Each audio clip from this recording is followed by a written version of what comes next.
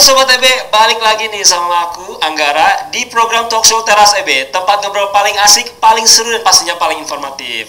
Nah, Sobat EB, sebelum lanjut nonton nih, saya ingatkan lagi nih, untuk make sure follow semua social media kita nih.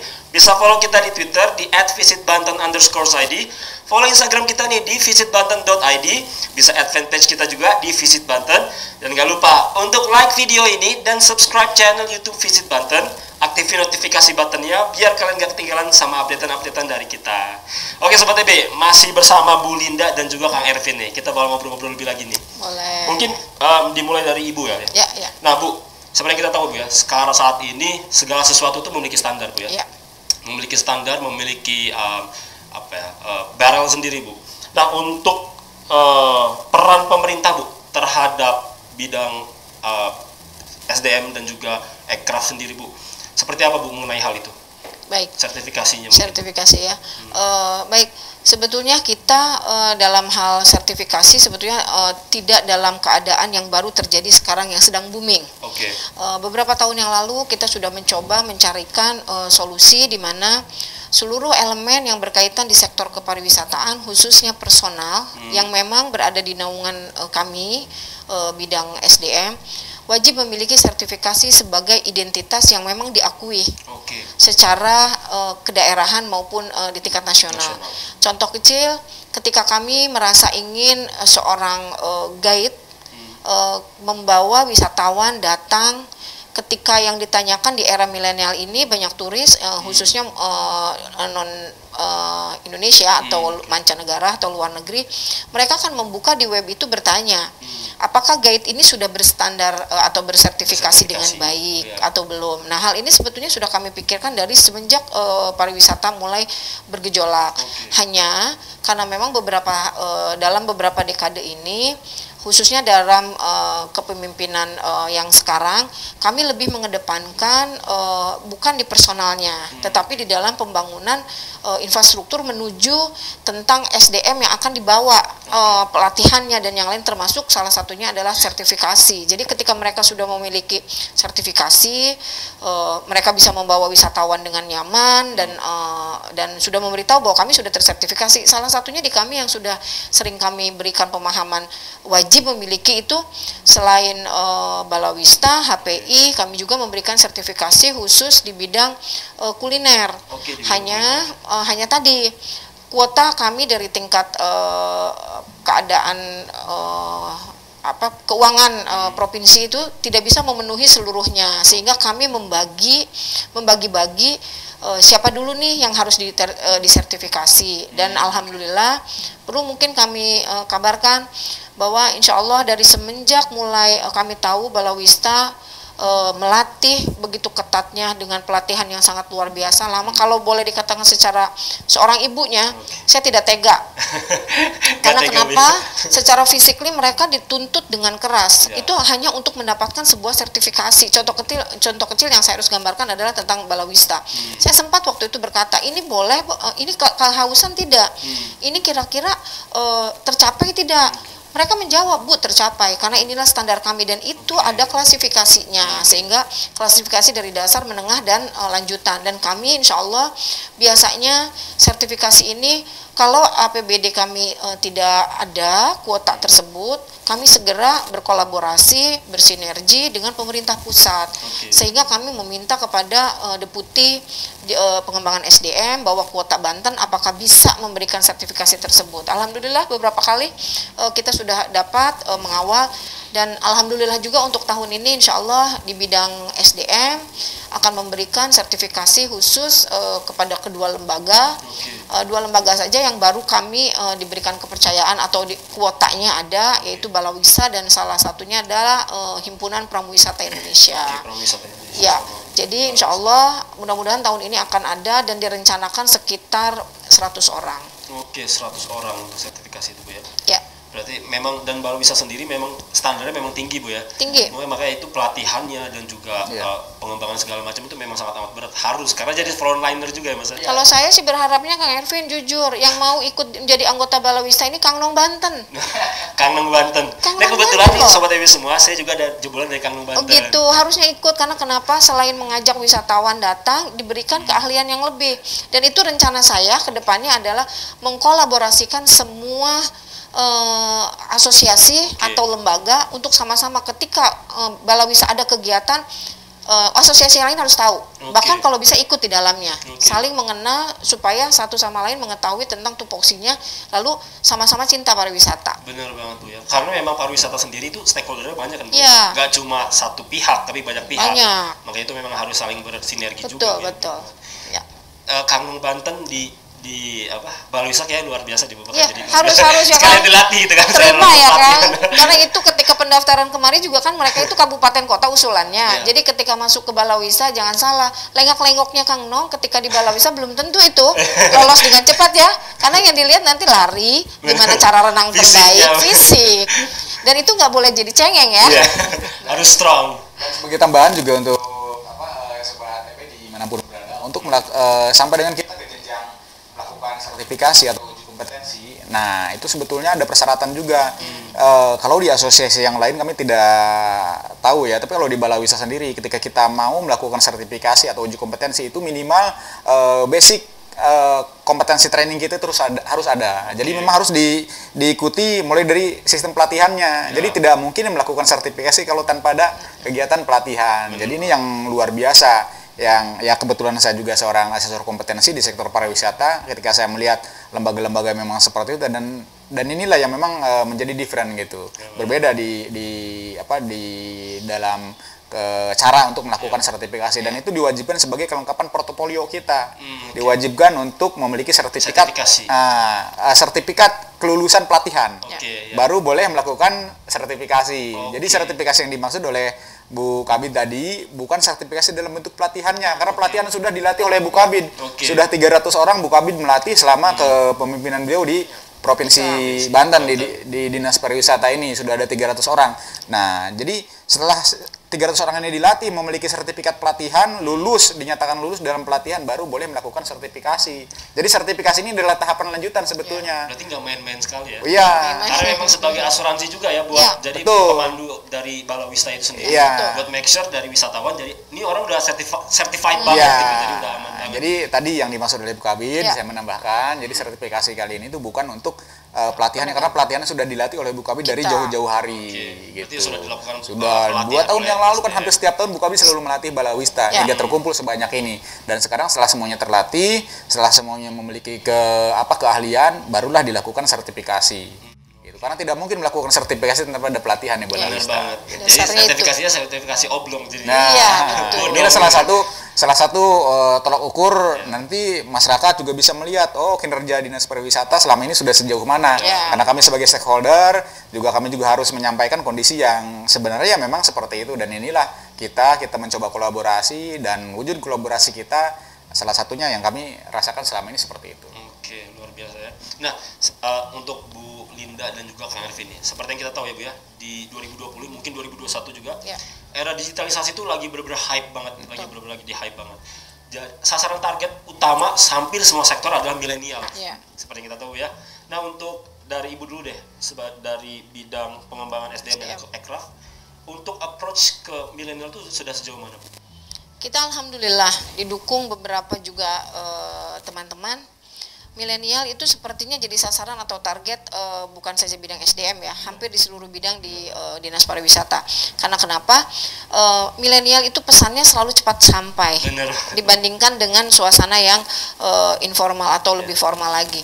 Contoh, salah satu yang memang sengaja kiatnya yang kami lakukan adalah kami membuka peluang kepada seluruh teman-teman yang ikut ke dalam organisasi, tapi kami bertanya kepada pemilik, kepada pengurus organisasi keterkaitannya apabila anak ini dapat diterima dengan batasan usia berapa tahun, dan akhirnya karena memang Dinas Pariwisata boleh menyentuh ranah organisasi itu di bawah naungannya sudah lulus dari SMA. barulah boleh bergabung dengan kami, dengan Dinas Pariwisata. Tetapi jika ada yang bergabung di organisasi yang masih dalam taraf bersekolah, karena contoh kecil SDM juga sama bermitra atau menaungi binaan kami, yaitu salah satunya bukan binaan tapi mitra kami adalah Pramuka. Pramuka ini kan segmennya memang anak-anak sekolah. Nah, anak sekolah ini hanya kami libatkan dengan sesuai ukuran dan standar pendidikannya. Tidak bisa kami libatkan secara utuh bahwa dia harus totalitas ke sektor pariwisata. Jadi hanya melibatkan di titik-titik tertentu. Jadi kita sudah tahu dong kalau pramuka itu dipakai dari sejak SD. SD sudah ada pramuka, SMP sudah ada SMA, bahkan seterusnya. Yang kami bisa sentuh adalah batasan untuk semua milenial yang bisa masuk menjadi mitra kami adalah selepas dari SMA atau SMK.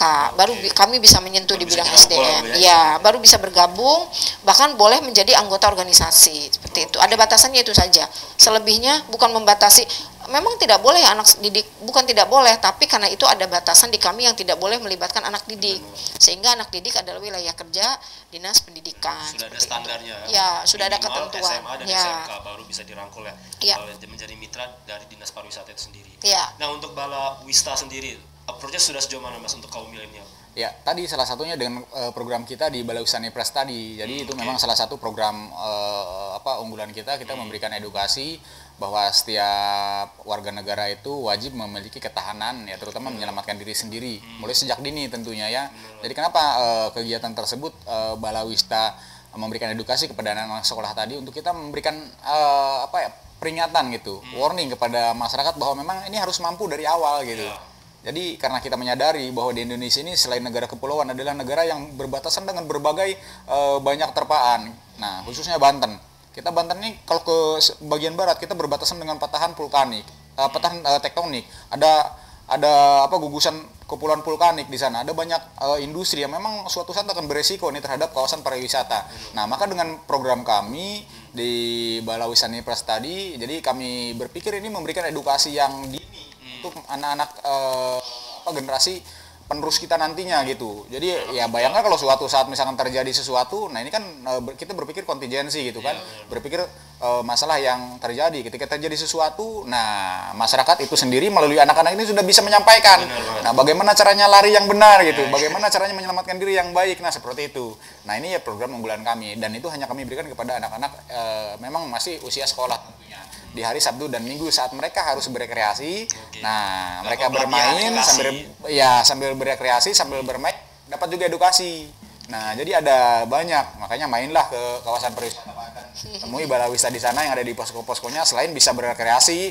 Nah, berekreasi di masa pandemi tentunya ya saat ini, dan program kita juga saat ini berekreasi di masa pandemi itu terkait dengan bagaimana kita memberikan pemahaman keselamatan diri, apalagi keselamatan di masa pandemi ini, dan itu hanya selama masa pandemi ini. Berarti sejak dini udah tahu ya langkah-langkah preventif kalau misalnya terjadi sesuatu seperti ini, sudah tahu gitu anak-anak. Ya seperti itu, dan itu kita sudah biasakan di lingkungan di masing-masing di posko di mana posko kita berada. Misalnya seperti kawasan Anyar. Nah, kawasan Anyar, kawasan Cinangka kita punya posko. Nah, silakan rekan-rekan main ke posko-posko kita. Nah, tadi Bu Kabin sudah menyampaikan melalui gerakan Pramuka juga itu bisa kita sudah menyampaikan, ayo main ke posko Balai Wista ketika memang waktu petugas-petugas kita luang, kita bisa berikan edukasi seperti itu, dan itu sangat bermanfaat. Nah, ketika mereka pulang, mereka bisa mempraktekkan kepada orang tuanya, menceritakan kalau tadi diajari cara membalut korban yang luka kan seperti itu. Bagaimana tadi diajari untuk menolong rekan-rekan lainnya. Nah, jadi kita juga menumbuhkan jiwa-jiwa sosial gitu. Dan first aid-nya lah ya. Ya, first aid-nya juga seperti itu. Itulah yang kita laksanakan sebetulnya di jajaran kalangan milenial saat ini. Berarti luar biasa sekali ya Balai Wista dan Dinas Pariwisata khususnya bidang SDM ini Bu ya. Benar-benar sangat amat kolaborasinya luar biasa ya, apalagi approach terhadap milenial ya. Iya, betul. Nah, mungkin seperti yang kita tahu nih, mungkin saya balik lagi ke Bu Linda. Seperti yang kita tahu Bu ya, pariwisata ini banyak stakeholder yang terlibat dalam pariwisata ini. Nah, sejauh mana Bu, seperti apa atau kerjasama dari Dinas Pariwisata khususnya bidang SDM dan Ekraf terhadap stakeholder mitra ya. Baik, ini alhamdulillah baru saja kita bersama-sama pernah duduk di forum MAIS, kebetulan salah satu yang memang mitra kami juga. MAIS itu kebetulan kemarin dikomandoi oleh Ketua Asprapi. Nah, Asprap ini salah satu, sama juga mitra kita. Mereka mempertemukan kita hampir, walaupun tidak semua ketuanya kita undang, kita temukan di dalam satu wadah yang sama, yaitu sebuah keinginan bersama-sama membesarkan dinas pariwisata dengan cara tugas dan fungsinya mungkin saling berbeda, tetapi karakter di akhirnya adalah mereka ingin memajukan kepariwisataan. Memiliki goal yang sama. Betul. Jadi ketika goalnya sudah sama, niatannya sudah sama, obsesinya sudah sama, kita sudah tidak sulit lagi untuk memberitahu bahwa ini loh nanti role untuk kita jalankannya, atau ini loh nanti ke depannya. Kita tidak seperti itu. Akhirnya pada dasarnya alhamdulillah sudah digagas. Sebetulnya sih secara non formalnya ya, antar lembaga melalui bidang kami SDM terkoordinasi dengan baik. Ketika ada salah satu yang memang ranahnya itu di titik organisasi si A, organisasi si B tidak akan menyentuh ranah tersebut, dan mereka akan mengatakan, Ibu ini izin, ini sudah harus masuknya ke organisasi yang A. Dengan cara penghormatan seperti itu saja sudah terkoordinasi dengan baik. Artinya mereka sudah sama-sama menghormati asasnya, tupoksinya, aturannya seperti itu, dan akhirnya ujungnya adalah kami berkeinginan forum ini dilanjutkan ke beberapa jenjang lagi, bahkan kalau bisa banyak organisasi yang baru yang memang berada di naungan kita bidang SDM sama-sama berkolaborasi. Ayo beritahu bahwa ini berada di jalur ini berada di zona ini, dan kami bisa menyentuhnya. Nah seperti itu nanti munculnya adalah sebuah kegiatan kolaborasi antar organisasi, dan itu sudah kita gagas ya, karena PHRI alhamdulillah melalui kesepuhan kita Pak Haji Ahmad Sari Alam juga sama-sama berkeinginan membesarkan dengan menggandeng seluruh stakeholder. Semuanya termasuk unsur akademisi juga. Kami melibatkan sepenuhnya di bidang SDM. Jangan salah, yang kami minta untuk berkolaborasi adalah perguruan tinggi yang sudah memiliki kredibilitas yang sangat baik. Bahkan dari segi pemikirannya kita tidak malu, tidak sungkan meminta arahan dari mereka. Seperti apa sih yang baik mengenai kepariwisataan, akademisi memberitahu. Makanya di SDM selalu banyak orang perguruan tinggi, karena kami memang selalu legalitasnya termasuk psikologi ataupun apa, kami tidak main-main. Seperti itu. Berarti kerjasama stakeholder Ya. dari bidang SDM dan Ekraf sudah sangat baik sekali. Ya, pentaheliknya dijalankan kita. Teknik sejalan. Medianya kita jalankan. Salah satu ada Generasi Pesona Indonesia. Generasi Pesona Indonesia di Banten, khususnya Genpi Banten juga sama, berada di wilayah kerja kita. Lalu kita coba dari mulai rekrutmen sampai membentuk Genpi Banten pun berada di wilayah kerja bidang SDM hingga mengembangkan sampai di titik-titik kabupaten kota. Sehingga kalau ditanyakan seperti apa itu media yang bisa berkolaborasi selain media-media yang sudah besar. Contoh kecilnya saja mungkin media yang kita sudah hafal, yang memang sudah besar di Banten, beberapa media sama juga ikut berkolaborasi dengan kami semua, walau mungkin dengan batasan dan skupnya yang berbeda, seperti itu. Genpi salah satu yang menjadi mitra kita SDM. Mitra dari SDM Iya. juga ya. Ada banyak di kita. Pramuka juga sama. Terima kasih kemarin juga Pramuka melibatkan, bahkan ketua Saka pariwisatanya secara tupoksinya kebetulan saya sendiri kepala bidang SDM, sehingga saya menaungi, jadi dikatakan saya sebagai ketua Saka pariwisata atau mabisnya, karena memang keadaannya bahwa salah satu unsur yang membidangi saka-saka dari dinas masing-masing itu kan berbeda. Ada Saka Husada, ada Saka Bakti, saya belum hafal ya, ada banyak sekali. Kita banyak, dan salah satu yang kita pegang dan baru di SK-kan di kita belum lama ini 2019 baru kami Saka pariwisata berada di saat kepemimpinan Ibu Hajah Neng Nur Cahyati. Jadi kamilah yang insya Allah akan membina setiap ada kegiatan Saka pariwisata. Isinya semua pramuka yang mungkin sampai kami kawal ketika mereka ada kegiatan yang bisa disinergikan, seperti event-event di bidang promosi, ada event membutuhkan bahwa Saka pariwisata harus terlibat, kamilah yang memfasilitasi itu. Jadi banyak yang kita sentuh semua. Berarti memang benar-benar mengoptimalkan sumber daya manusianya itu sendiri Bu ya, di Banten ya. Betul. Oke Bu, nah ngomong-ngomong juga Bu nih, masa 2020 Bu. Ya. Program apa saja nih Bu dari Dinas Pariwisata khususnya bidang SDM dan Ekraf yang sudah dilakukan? 2020 sekarang ya. Ya. Mungkin semua tahu ya, dengan kondisi pandemik, mau nangis nggak boleh nangis, mau marah nggak boleh marah, karena keadaannya memang situasi yang bukan lagi menjadi wabah sebagian daerah, tapi ini sudah menjadi wabah internasional, sehingga kami harus patuhi keinginan dan kebijakan dari pimpinan, dalam hal ini Pak Gubernur Banten, itu banyak hal yang memang diprioritaskan untuk situasi pandemik ini. Sehingga kalau dikatakan, Bu, kegiatan apa yang dilakukan di 2020, kami banyak kegiatan yang memang tersortir tidak dilaksanakan, posnya adalah kami dikembalikan anggarannya kepada negara. Kami hanya menyentuh beberapa kegiatan, salah satunya adalah pelatihan-pelatihan saja. Pelatihan pun hanya dilakukan 50 orang secara online, 20 online ya, 20 orangnya secara offline di sini.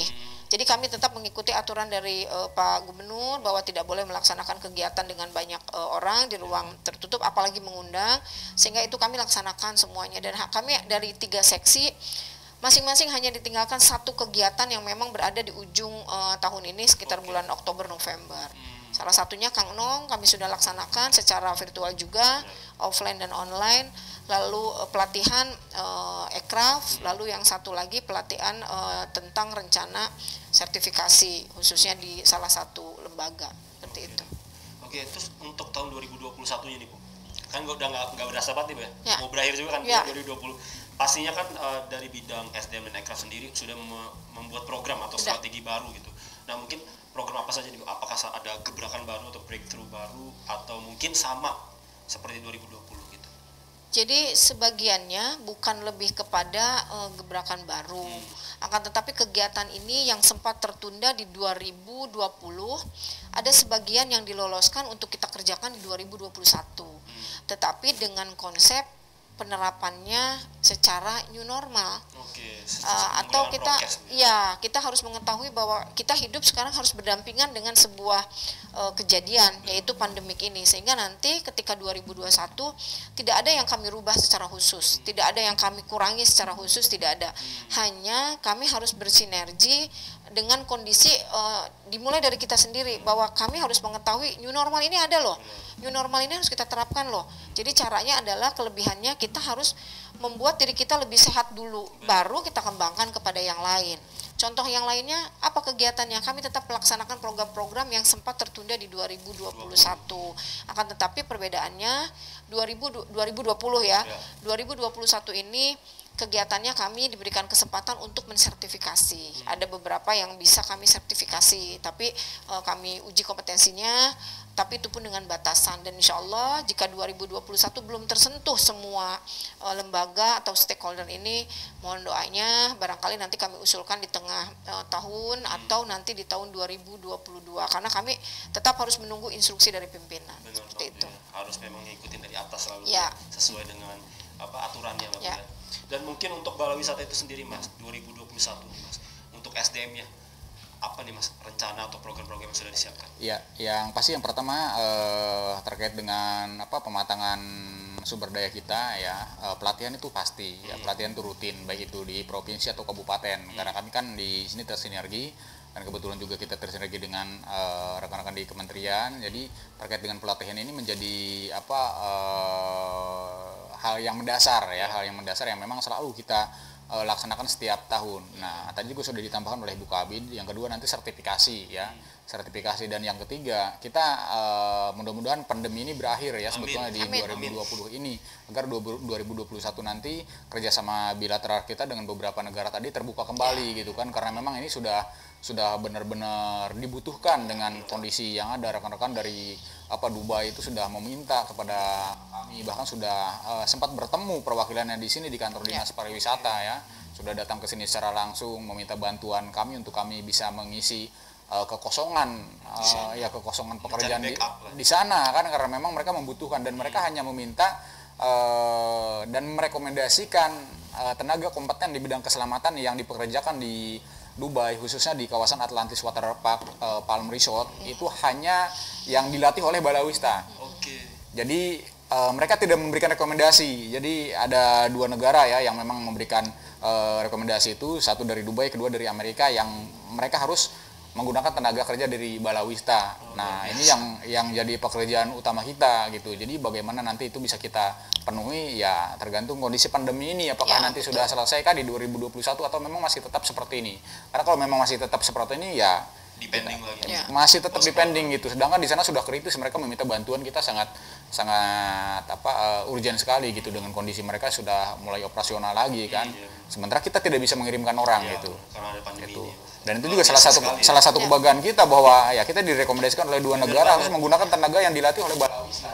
Berarti memang sudah secara tidak langsung memang sudah terukir sertifikasi, maksudnya certified Balawista dari Indonesia. Iya, karena standar kita kan memang kodifikasi sebetulnya. Standar yang dimiliki oleh Balawista itu kodifikasi dari luar negeri, dari Amerika dan Australia. Jadi memang mereka tahu. Jadi memang ini standar Balawista adalah standar mereka, hanya menggunakan bahasa Indonesia, walaupun materinya masih menggunakan bahasa asing gitu. Tapi kita sudah perjelas dengan bahasa Indonesia. Jadi karena kodifikasi itulah, nah akhirnya mereka memahami dan mereka mengerti karena ini memang yang dilaksanakan di negara mereka ya seperti ini. Jadi mudah untuk diidentifikasi gitu. Standar mereka gitu. Sesuai dengan standar yang dimiliki oleh mereka. Karena di Indonesia ini kan kita tidak sampai dengan saat ini belum membuat standar kita sendiri. Maka kita masih kodifikasi walaupun itu dibentuk di Indonesia ya, tapi kodifikasi. Sekali lagi kodifikasi itu memang kita bukan meniru tapi memperbaiki dari yang sudah ada gitu. Kita menggunakan standar yang sama seperti itu. Oh ya, mungkin Kang saya mau menambahkan Kang. Menyikapi dengan cerita dari Balawista. Kami dari Dinas Pariwisata Provinsi Banten sudah beberapa kali memberikan himbauan juga agar seluruh hotel, restoran, bahkan pengelola pantai melibatkan dari Balawista yang menjadi tenaga khususan di bidang keterlibatannya di kawasan perairan. Karena kenapa? Menurut kami harus memberitahu kepada mereka bahwa sekiranya memang walaupun tidak 100% pegawainya harus yang menjadi anggota Balawista, kami sempat memberikan himbauan tersebut. Tapi himbauan ini bukan saja hanya untuk Balawista, termasuk kami memberikan himbauan kepada hotel-hotel untuk memiliki pojok kuliner atau pojok cenderamata. Jadi ini kami lakukan sejak tahun 2013. Kepala Dinas memberikan himbauan bahwa sebaiknya hotel memiliki pojok-pojok cenderamata supaya bisa menampilkan ciri khas dari masing-masing. Jadi artinya dukungan kami kepada seluruh lembaga-lembaga yang bergerak di bidang sektor pariwisata, kami Dinas Pariwisata selalu memberikan himbauan agar melibatkan. Fungsinya mereka akan kelihatan jelas karena salah satu contohnya saja negara lain saja memakai memakai Balawista yang sudah terlihat. Kenapa tidak bahwa kami di Indonesia atau khususnya di Banten ini wajib, dan alhamdulillah sudah beberapa ada, kalaupun banyak yang tidak memakai karena memang mungkin standar kolamnya hanya kecil dan mampu mereka sentuh, tidak terlalu membahayakan ya sudah, kalau memang mereka menyatakan bahwa ini sudah cukup Bu, begitu ya sudah. Tapi kalau sudah ada karakternya melampaui dengan memiliki resiko tinggi, kami segera menegur. Kami memberitahukan ada Balawista di kami, begitu, seperti itu. Jadi artinya kolaborasi kami dari SDM khususnya dari Dinas Pariwisata melalui kepala dinasnya sudah memberikan berbagai himbauan untuk melibatkan lembaga-lembaga yang kita punya. Biar korelasi dan juga sinergisitasnya luar biasa juga Bu ya, kerjanya gitu. Terbangun dengan baik. Seperti juga Kang Nong juga sama, Kang Nong Banten sama. Kami tahun ini beberapa tahun semenjak tahun 2017 Pak Gubernur sempat menyatakan pemilihan Kang Nong harus dilihat lagi secara fungsinya untuk apa dan seperti apa. Kami memutar balik bersama-sama dengan kepala dinas menyatakan bahwa oke, kita menciptakan atau melahirkan Kang Nong tapi dengan fungsi yang berbeda, yaitu kami ciptakan sebagai Kang Nong yang menjadi Duta Pembangunan Banten. Kenapa dikatakan Duta Pembangunan Banten? Agar Kang Nong supaya tahu mereka ini dibentuk dan dilahirkan oleh pemerintah daerah dan mereka harus mencintai. Fungsinya bukan mencintai Dinas Pariwisata saja, secara utuh mereka harus mencintai sebuah sistem di pemerintahan, adanya di masing-masing OPD. Makanya terlahirlah beberapa duta. Karena dia dikatakan pemenangnya adalah sebagai duta pembangunan, maka akan ada duta-duta yang lainnya, duta lingkungan hidup, duta pajak, itu semua yang menyeleksi bukan Dinas Pariwisata. Mereka yang memiliki hak sepenuhnya untuk menilai berapa cakap anak ini mampu dicetak untuk menjadi duta pajak, berapa skor yang harus memang standar menjadi duta pajak seperti apa, lalu mereka karakternya seperti apa, bisa tidak mereka termotivasi untuk membangkitkan kenaikan angka pajak di Banten ini. Mereka yang menilai. Setelah ada, mereka langsung, jadi mereka meminta, Bu Linda, kami meminta seluruh peserta, berarti kandidat yang dikirimkan oleh kabupaten kota kami kirimkan. Mereka yang menyeleksi ulang. Ketika mereka menyatakan ini tidak masuk, sudah, memang itu kewenangannya, kami hanya melahirkan, lalu kami coba, dan insya Allah harapannya karena ini di sebuah percakapan kami, akan lahir beberapa duta-duta lagi. Jadi akan ada di berikutnya dutanya lebih banyak. Bertambah lagi Bu ya, nggak cuma duta pajak, nggak cuma duta rupiah, tapi duta-duta yang lain juga. Sudah banyak yang berkeinginan bahwa insya Allah di sekitar Januari atau Februari kami akan mencoba rapat koordinasi. Mungkin kami akan mengundang beberapa UPD karena mereka ingin melahirkan duta-duta. Di percakapan kecil ini biasanya sebuah percakapan yang lahir di grup. Sekarang kan sudah ngetop sekali tuh WhatsApp tuh di grup mengusulkan, lalu kita usulkan, nanti insya Allah kita berencana sama-sama menghadap pimpinan, dan ini kita mengkolaborasikan. Jadi kalau kami bisa katakan ini sinergitas antar lembaga atau antar UPD. Jadi rencana akan kita tuangkan nanti sekitar bulan Februari atau Maret. Amin. Semoga bisa dapat cepat realisasi. Amin, amin. Asal pandemiknya hilang. Bener, amin. Hilang sih enggak ya, hilang sih enggak ya, pandemik akan ada, tapi kitanya mampu menjaga kesehatan, beradaptasi dengan new normal ini. Oke Ibu dan juga Kang Ervin, ini kita nggak kerasa banget ngobrol, kita seru banget, nggak kerasa waktu, udah di ujung percakapan kita. Tapi sebelumnya nih mungkin ada harapan nih dari Bu Linda dan juga Kang Ervin untuk masyarakat Banten nih khususnya, atau mungkin untuk balai wisata ke depannya. Mungkin bisa dari Bu Linda dulu. Bu Linda ya, oke.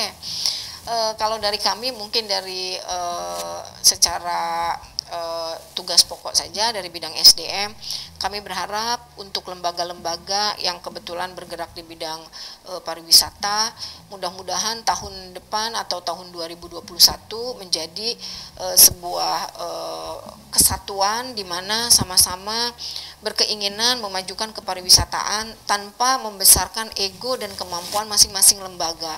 Karena kami sudah cukup mengetahui lembaga mana yang memang memiliki kualitas dan lembaga mana yang memang hanya biasa-biasa saja, tapi sama berkontribusi untuk daerah. Karena saya yakin semua lembaga besar untuk daerah kita sendiri. Jadi mudah-mudahan masyarakat Banten terbantu melalui asosiasi ini, pengembangan dari sektor kepariwisataannya dapat maju karena kita satu kesatuan bersama pemerintah Provinsi Banten. Stand as one. Ya. Mungkin untuk Kang Ervin? Ya, kalau dari kami tentunya tadi menambahkan dari yang disampaikan oleh Bu kami, bahwa pariwisata memang tidak bisa dibangun sendiri. Jadi siapapun di antara kita, yuk kita buat bersama-sama, kemampuan apa yang kita miliki kita korbankan untuk kemajuan pariwisata Provinsi Banten, karena dengan majunya pariwisata kita akan mampu menghasilkan banyak kemudahan, adalah peningkatan ekonomi dan devisa bagi masyarakat itu sendiri. Itu ayo kita bersama-sama bangun Banten melalui pariwisata. Benar banget, bareng-bareng stand as one untuk ngebangun Banten yang lebih baik, Bu. Ya, betul. Oke deh Ibu, ini thank you banget ya Bu Linda dan Kang Ervin udah menyempatkan waktu dan juga men-sharing informasi yang sungguh luar biasa ini ya untuk Sobat EB. Dan juga thank you so much buat Sobat EB semua yang udah nonton video ini. Jangan lupa lagi nih, saya ingatkan untuk subscribe channel YouTube Visit Banten. Aktifin juga notifikasi buttonnya nih, biar ketika kita ada updatean kalian gak ketinggalan. Oke, akhir kata, saya Anggara Dias Ramadan pamit undur diri. See you in the next episode. Bye.